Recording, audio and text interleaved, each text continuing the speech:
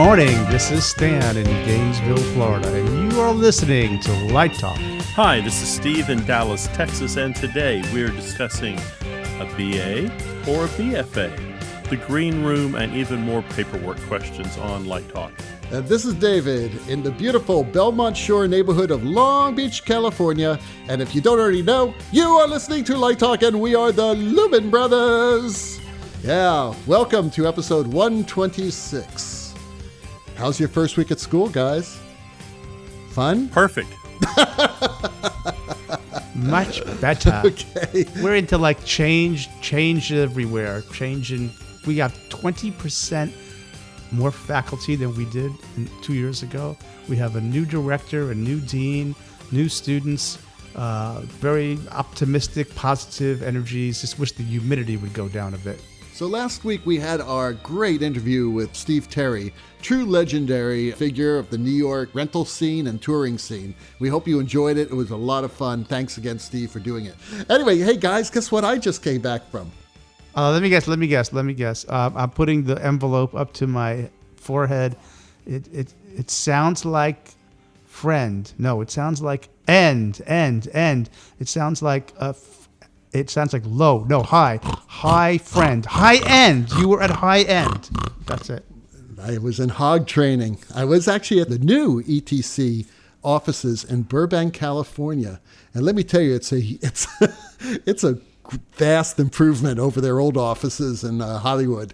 But really nice section right off the 5. Really nice people and a lot of room, a lot of warehouse space. It's really a cool building. And I'm really happy for everyone because they're happy. But yeah, I went in for hog training this week with 3 other professional designers. And Brandon Gauthier was there, and he was the trainer.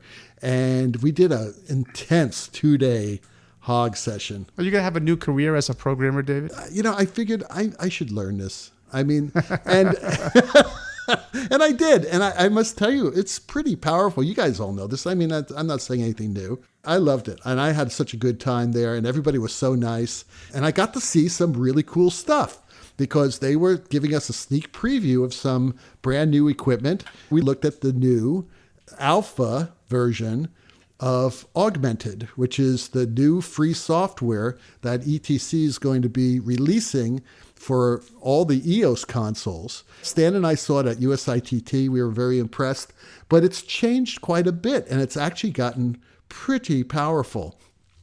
First of all, I just want to say that it's really not meant to be a visualizer. It's really a focusing tool. And that makes sense because if you want a good visualizer, you should be using Light Converse or Capture or Vision or something like that.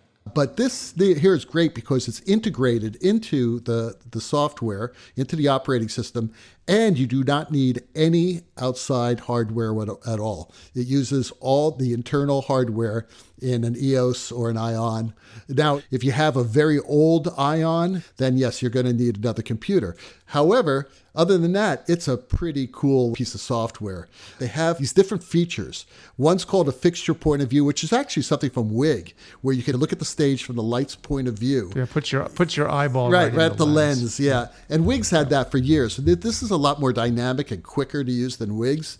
That's one way you can focus. You can point and click with a mouse, focus that way. They've got something called stick beams, which basically shows you where the beam of light, the hot spot's going to hit, so that you don't have to worry about centering it on the person. You can actually hit the person's head, and then you can turn that off and you can see the light. That's great for focusing and seeing through walls, scrims, borders. So if you have a light, sometimes there's like a light, behind the drum set, but you can't see it, but you want to focus it on the drummer's butt or something like that.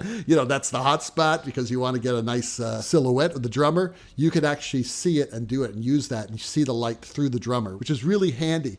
But what's really cool also is that you can see lights that are buried behind scenery. You can see lights that are behind borders, and you may be burning your border up. So you're not going to be like causing any problems that way. You can actually see everything from outside of the solid object. They have something called fixture labels. And this is what really turned me on, is that you can actually see the stage on your monitor from any point of view. And you can have labels of where each light is focused by channel numbers or fixture numbers, which for me as a designer, you can use that as an active, dynamic magic sheet. So I don't have to turn to my assistant and say, what's hitting that sofa again? Which light is it? You could see it because the sofa will be there and there'll be a label and it'll say 323. And that's the light that's on there, which is very handy for me. And it changes obviously with every cue. Does that reference to get that label? Does it go back to a focus position or a preset? Well, because that's actively where it is. It'll show you a label of where that light is focused on stage. But how does it know it's pointing at a sofa? Because the program knows exactly where all the lights are at any given time. It really has nothing to do with presets. It has to do with awareness. Gotcha. Understood. They have focus handles where you can actually, let's say, and this has happened to all of us. Let's say you have two people standing and you have one moving light on one person, another from the other, right? One moving light's at the end of the stage left pipe and the other one's coming directly overhead or maybe a little bit from the front. Now, all of a sudden, the director says, hey, guys, move up stage about 3 feet. Well, if you go ahead and you try to use your pan and tilt to do that, you know what's going to happen. One's going to move correctly and the other one's not, right? You're going to have to focus them separately. Well, with this feature, you're able to actually take those two focus points, just slide them up stage 3 feet, and both lights know exactly where to go. It's pretty cool. I mean, they showed us, they demoed it, and it actually does work. Yeah, I guess the light knows where it is in the space because everything is accurate to the space. The drawing would have to be. Oh, yeah, of course. Everything would have to be accurate. Yeah. As a matter of fact, if your drawing is accurate and your positions are accurate and everything else, you can actually hang the show using the wand. Because I'll go ahead and start talking about that now. They have an iPhone and Android app that will work on your phone where you can actually select the light by pointing at it and then pointing at a spot on stage and the light will move and hit that point.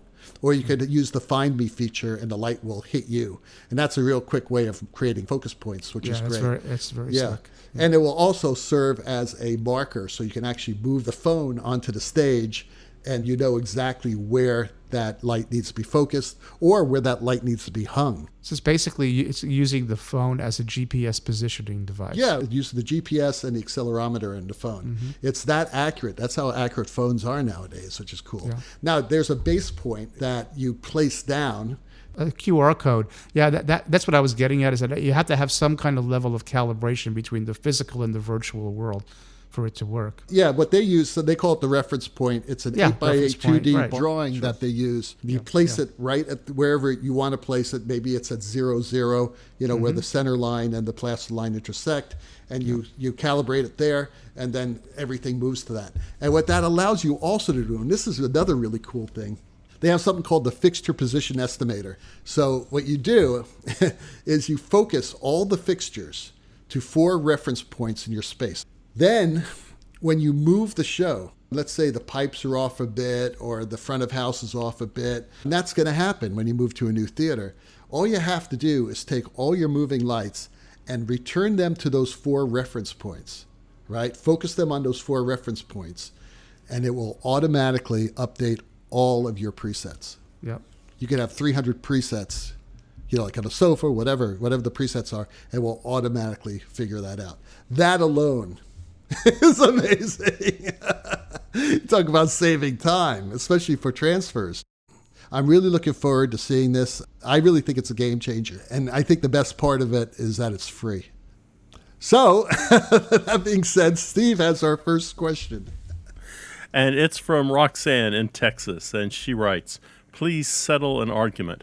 Why is it called a green room? Well, Roxanne, I'm going to give you 2 possibilities here. And they're both kind of odd, but this might be where it comes from. The first one has to do with makeup. And at one time, before we had modern makeup, and we're talking about makeup in the 20th century, at one time, when you put makeup on, that makeup had to cure. So when you put your base on, it looked green until it cured, and then it cured the color that you wanted it to be. So one idea is that people went to a room and they sat there waiting for the makeup to cure so they could put the next layer of makeup on. Or for it to be stable enough to be performing. So you have the green room, the place you would go while your makeup is green waiting for it to cure. So that's a possibility. The second one, which I like a lot more, is goes back to Shakespeare. And this is an idea that Shakespearean theater actors would prepare for their performances in a room filled with plants and shrubbery. And at that time, it was believed that the moisture in the plants would be beneficial for the actors' voices. So you had a green room to prepare your mind and your voice before you walked on stage and performed.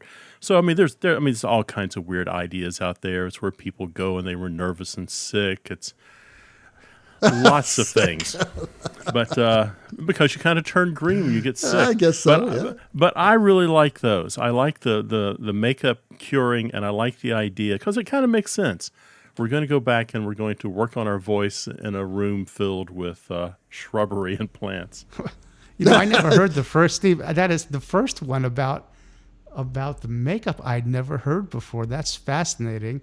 And the second one, funny that it came up today in one of my classes about exposing yourself to pine forests and nature for the purpose of healing and feeling good. We're so wrapped up in art, man-made environments all the time that I kind of like that second one a lot too. But I never heard the first one before. That's cool. I never heard that one. All right, now I've done some research here, and it's very funny. I must tell you, I kind of agree with Steve. So that's very interesting. But it actually, we're talking about the London's Blackfriars Theatre included a room. I'm reading this actually behind the scenes, which happened to be painted green, where the actors waited to go on stage, and it therefore was called the Green Room. So some people think came from the Blackfriars. Some English theaters contain several green rooms, each ranked according to the status and salary of the actor, and therefore one could be fined for using a green room above one's station, right? And then in medieval times, there was a central area which was grass covered. It was used by the actors as a resting space, and that was the green area, called the Green.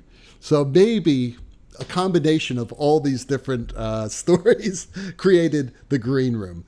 Now, my question to you guys is, how many green rooms have been painted green that you've worked in? Let me say something here. I think you're onto something there with the latter. Because actually the Green Room is referenced in Midsummer Night's Dream. And Peter Quince talks about that green plot shall be our stage, our resting place. Oh, yes. So there is that possibility too. I don't know. I've seen a few green rooms painted institutional green for a calming effect. You used to have institutional green, institutional blue. If you were a product of the prison system, as Stan was, then you see those jail cells are all green. There's a reason for that. So maybe it's calming. It's a calming thing. Okay, here's a light talk answer. Another theory is that the room was originally painted green to relieve the eyes from the glare of the stage. On the other hand, early stage lighting was by candlelight, so the glare might be a modern reference to electric stage lighting. It is sometimes said that the term green room was a response to limelight. Though the name is merely a coincidence, limelight refers to calcium oxide. We all know that, right? So maybe it was about the glare. So I don't know. You said a little bit about Jerome K. Jerome, the English actor. He talks about in his book, he says there was no green room. There has never been a green room. I never saw a green room, but people talk about it. So I don't know. Yeah, I don't think anyone knows for sure, but there are a lot of theories out there. And again, I don't think I've ever been in a green room that has been painted green. Anyway, Kim from San Diego asks, I work with a very creative designer who often makes changes. I have trouble keeping up with the paperwork. I'd appreciate any suggestions. We are working in community and high school theaters, so I'm the ME, programmer, electrician, and everything. Wow. Well, Kim, you should be as old as we are, because when we had to do it, back in the old days, we had to do it all by hand. We had chisels and stone tablets. With stone tablets. We had to have someone go up on the top of the mountain and wait for God to hit it with lightning bolts, right? Just like Moses. That's how we David, did you've paperwork already told back your then. story about keeping up with Billington, right? Tracking Oh, stuff well, for him. yeah, and that was all but done by hand, Now, First of all, I think, Kim, it's great that you actually care about keeping up with the paperwork, because it's in your best interest, because it's so easy to lose track.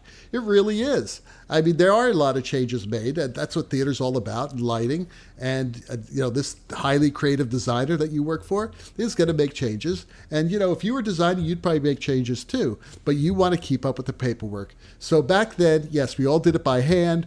I had a big checklist, and I would have to update the plot, the hookup, the instrument schedule, the color charts, and blah, blah, blah, blah.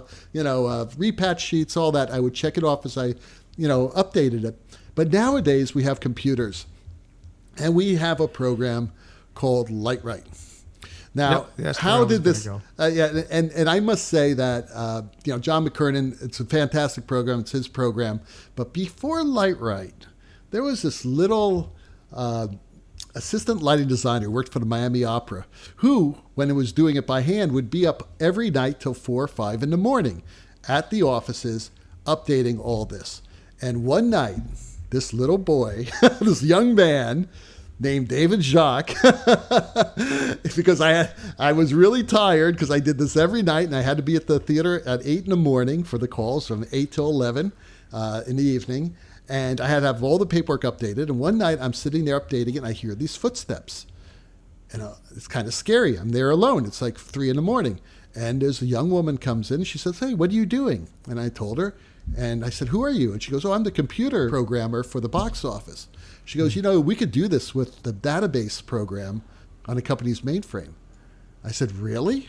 And she goes, "Yes." And we did. And we created the very first, at least to my knowledge, lighting paperwork program. And it was called Lights. And I decided to sell it. And I did. I sold it to all these schools. I think I charged $50 for it. And we actually ported it to the IBM PC. And then John made a better mousetrap, a much better mousetrap. So what I would say is I would go ahead and get Lightright and also get Vectorworks, because Vectorworks ports directly to Lightright. And that way it'd be really simple for you to keep all your paperwork up to date, because all you would have to do, if a light moves, just move the light in Vectorworks and change the color, whatever you want to do. And all that information then can port right directly into Lightright. And that's your update. A lot easier than staying up till 4 or 5 in the morning. Drew Belitsky, our good friend, says, "Hey, friends, what's your preferred method for labeling gels? Grease pen in the middle of the cut?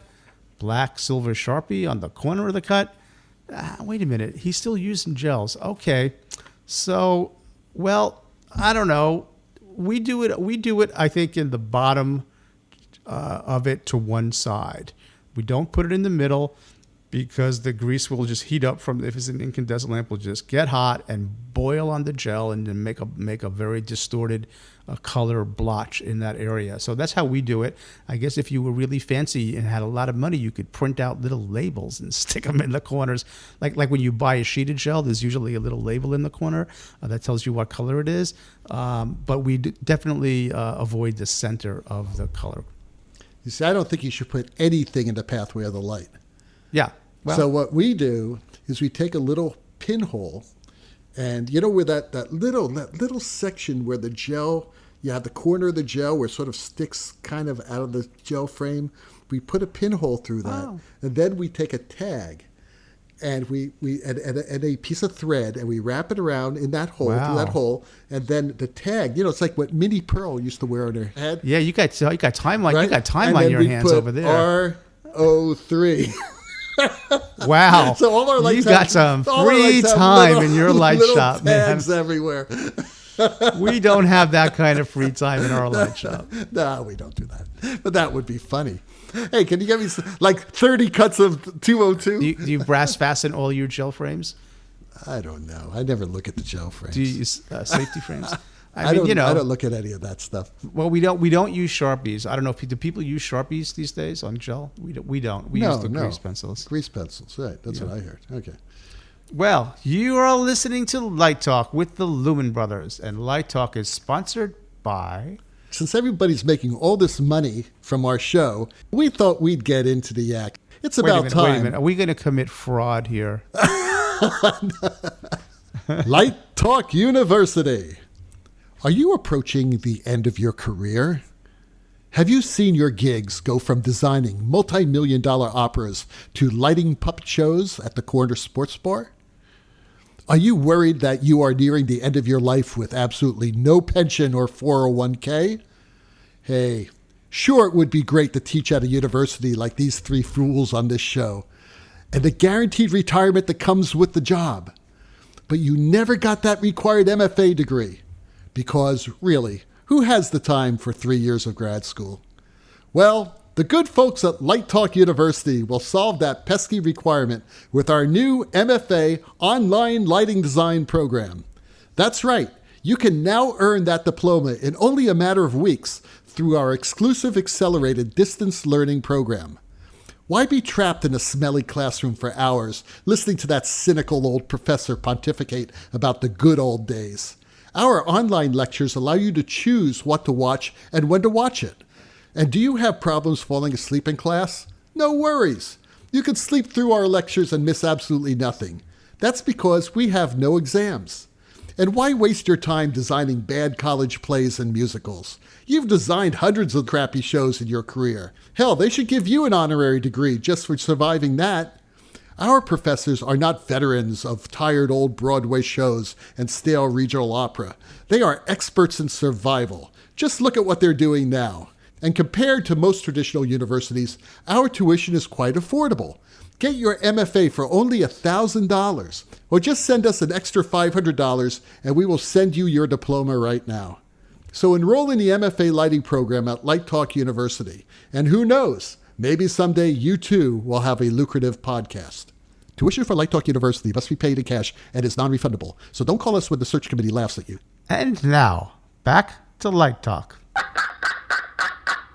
Hey, the sound of those ducks tells us that once again it's time for our infamous segment, Let's Talk About. And today, we're talking about the difference and preference of a Bachelor's of Arts or a Bachelor's of Fine Arts degree. Now, I read this book by David Epstein. It's a new book. It's called Range, While Generalists Triumph in the Specialized World. And he brings forth a bunch of different examples of why people who are trained as generalists actually do a lot better on the whole, generally speaking, get it? Than specialists, the people who are trained as specialists. And BFAs are basically a specialist degree in the sense of specialists that you're just going to be a theater person or you're going to be a musician or whatever.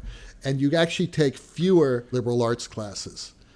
So there's been this argument for many years, even going way back to the 70s about this. I happen to be a product of a BFA program. And to be quite frank, even though I was able to light plays and create music, do everything I wanted to do in the arts, I think I missed out a bit. And I don't think I was as well prepared for graduate school as were my colleagues who had BAs. And now being a teacher, and being a teacher for many, many years, generally speaking, I feel that's the case. Now, as I was telling someone the other day, I don't think that I've ever turned down a student because they had a BFA degree, but I must tell you that I do look at students very, very favorably when they have BA degrees. So, I don't know. That's how I feel about it. What do you guys think? I think it depends on the school, and generally I would agree with you. So I think I'm the product of a BFA program as well, but my general education courses included 2 full years of an associate's degree in liberal arts, right? Or liberal studies, whatever you want to call it, general education, and then even some more of that, including a language requirement in my BFA program. And here at the University of Florida, the same case. To get through our BFA program, it's about 5 years, not 4.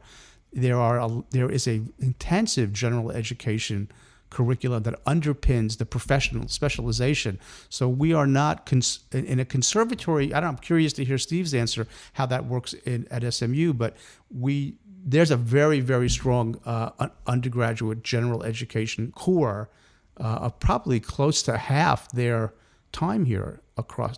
So I think it depends on the school. In some schools where they neglect the general education and focus too heavily on the specialization courses. I think that does, I would agree with David, that it can hinder your broader view of the world and understanding of our place in it. There's two things here.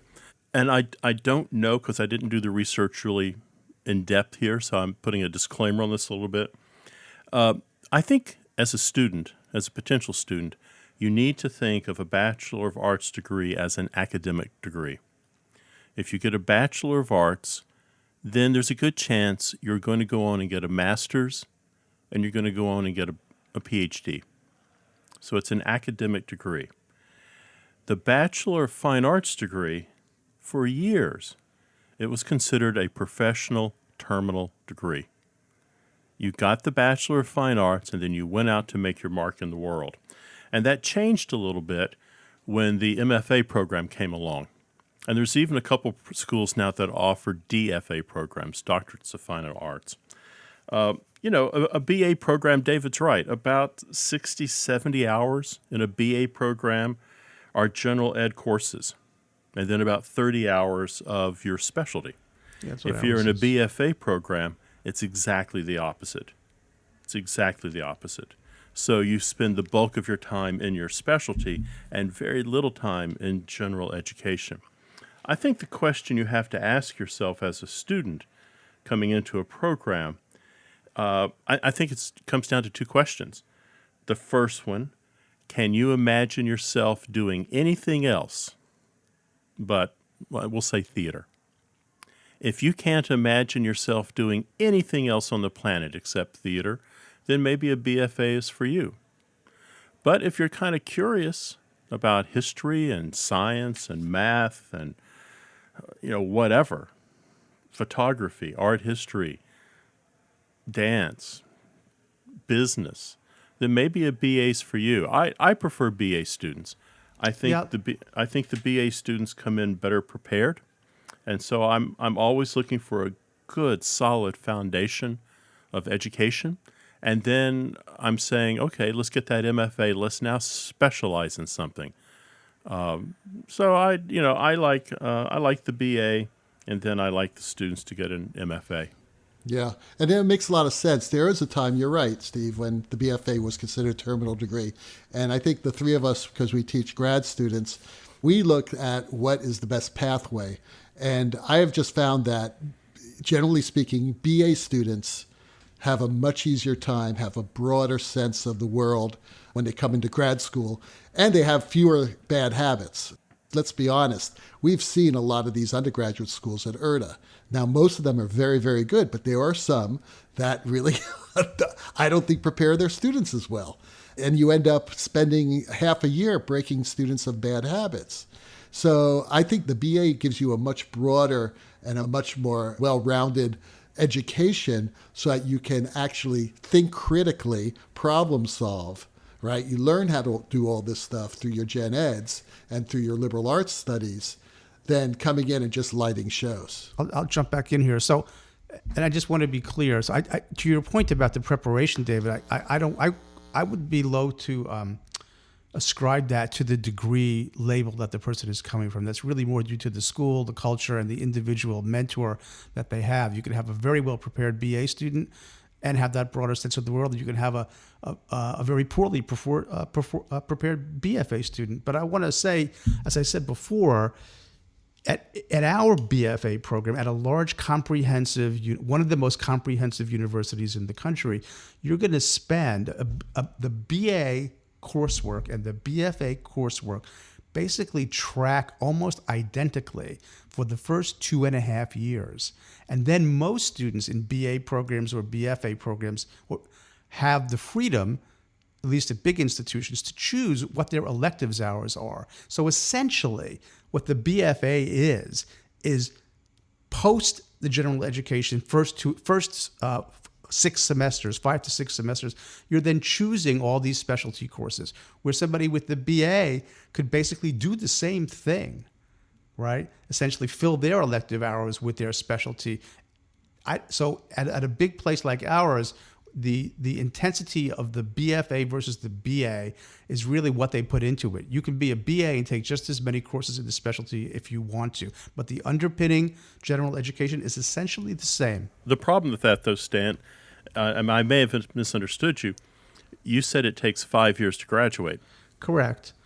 That's right, and that's usually due in our case to rotational courses, because sometimes a required course might not be offered every year. That's due to a shortage of faculty in our area, not an institutional issue.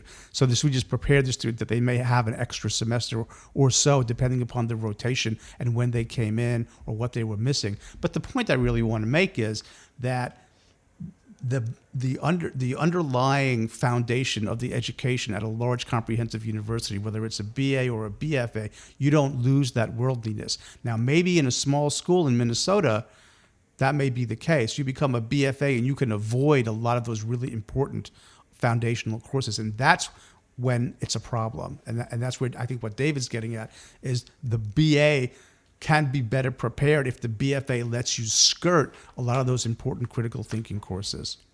Well, I don't think you're skirting them. I think you're making a decision. Are you going to go into a program that spends 50, 60, 70 hours in a general education and about 30 hours in your major? Or are you going to major and spend, again, 50, 60, 70 hours in your major and 30 hours in your general education? I don't think you're skirting anything. I think you're making a decision, and you're saying, this is what I want to do. Well, I don't know if the ratio that you lay out, I'm not seeing that ratio where it's flipped 70-30 either way. Steve sort of hit the nail on the head on this. If you know what you want to do, you've been a Broadway baby from the beginning, you just want to be a lighting designer, and go to NYU, get a BFA, and as an undergraduate, the lighting design, then go out there and do it. A lot of people have done that. They haven't gone to graduate school, right? And they're great designers. But, I don't think that's for most people. I think most people don't really know what they want. At least in my experience talking to students, a few do, but some are still experimenting in undergraduate school. They want to try a lot of things. And even if they end up being lighting designers, the argument of this book is that they are better lighting designers. In most cases, not in all cases. There are exceptions. All I can say is I'm very grateful for the undergraduate general education courses I had, even though I went through a BFA. So yes. I had 3 years in this, in everything from the evolution of man to marine science to you name it, and I'm glad I did all that. But I still have a BFA. Yeah, so do I. Yeah. So do I. But I think in my case, and it may be different in yours, in my case, I think I would have been a better graduate student if I got a BA degree instead of a BFA degree. Just in my case. I think everybody's different. I think all the students that we teach are different. Anyway, there's a story he tells about the difference between Tiger Woods and Roger Federer, where Roger Federer was one of those, he was a generalized athlete. He did everything. As a matter of fact, he didn't even play tennis when he was a kid. Where Tiger Woods was given a golf club when he was like 4 years old. And that's all he did. He just golfed, right? And Roger Federer, finally, I think in college or high school, something like that, decided he was going to try playing tennis and became the greatest tennis player in the world. And of course, we all know what happened to Tiger Woods. He became the greatest golfer in the world. So it's just different for everybody, whoever you are. Our new director told some interesting stories at Convocation this week, and one of the ones he said is he sort of talked about, like, are you coming to train to be at the top of your field where it's sort of a vertical line where you're trying to reach a certain status that's vertical. But what if you just think about it differently and you flip that vertical line horizontally and try to, and there's a spectrum of what people do in your field from left to right, and where do you fit on that spectrum? Rather than where do you fit in a vertical hierarchy. And that really resonated with a lot of people when he said that, because that's sort of how I feel. I think about where do I fit on the width of lighting design as opposed to on the height. No, that's great. I think that's a terrific story. I do too. Yeah, great. Okay, well, Steve has the last question of the day. Yes, we have a question from Anonymous here. And it says, how is reading a play different from attending the first read with the cast? Well, let me say that when I read a play, the first time I read it like I'm just reading the newspaper. I just read it and walk away from it. And then I come back to a second or third reading and I start taking notes. And then I start looking for the needs of the play. Tennessee Williams is really good about this. If you read Cat on a Hot Tin Roof, he says things like the storm is building outside to match the storm that's building inside. So I'm kind of taking that play and I'm taking a lot of time with it and just writing down questions I want to have for the director, but I'm kind of doing a deep dive into it. I think the fun about attending the first read with the cast is I do a lot of new work, and I have noticed playwrights, and almost all of them sit there with their eyes closed, and they're just listening to the words. I mean, at a first read, no one's trying to act, or certainly nobody should be trying to act. And I've gotten into that habit of just taking my script and setting it aside and just listening to the flow of words and seeing what strikes me when I hear it as opposed to when I read it. I want to hear the language in the air. So both of them are really valuable to me. One is not better than the other, but I love doing both. I love reading the play, and I love going to the first read and meeting everyone and just hearing the work being spoken. It becomes much more three-dimensional when you hear the actors reading the play. You hear so much more. You hear emotions. You feel it. And you have the community of theater in that room. A lot of my students say, do I really have to go to the first reading? Yes, of course. That's when everything comes alive. That's really the beginning of the company. That first meeting, all the designers should be there. They should be doing design presentations. Everybody meets each other. That is the company. That is the company you're going to be working with for the next 7 or 8 weeks. And why would you want to miss it? Why be a specialist? Why not be part of the world? So yeah, that's a beautiful I'll tell you why thing. you should be a specialist. Okay? If you need heart surgery, you are going to a specialist. If you need your eye lens taken care of, you are going to a specialist. Let's not knock specialties, because when you need something really critical, you want somebody that is the Tiger Woods of heart surgery. Let me tell you something. Tom and Ray do not agree with you.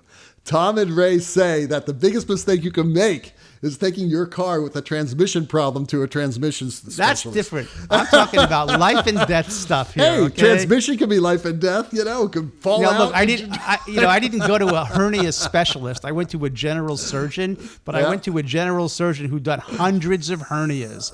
Okay, because I'm not taking a risk on the guy who's just checking it out. You know what I'm saying? I know what you're saying.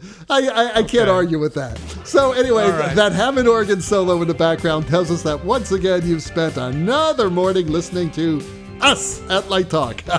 Check out our website on lighttalk.org for future guests and listen to us on your favorite podcast network, including Spotify, TuneIn, Google, and livedesignonline.com. And be sure to follow us on our Facebook group page and subscribe to our podcast on iTunes. That way you will not miss a second of Light Talk fun. No guarantee is offered regarding the accuracy of any statements or opinions made on this podcast. But if you choose to litigate us, our crack law firm of Fleck, Flock, Flare and Glare, and their paralegal Snoot will defend us until our retirement 401ks and 403bs are completely depleted. Light Talk is written and produced by the Lumen Brothers, coming to you from Long Beach, Gainesville, and the Republic of Texas. And tune in next week when we talk about IRTA at LDI, how we organize, plan, and prioritize our work, and how do we balance our professional gigs with our teaching. Light Talk, broadcasting questionable Lumen knowledge and humor around the world. And we'll see you all next Saturday morning. Bye-bye from Light Talk.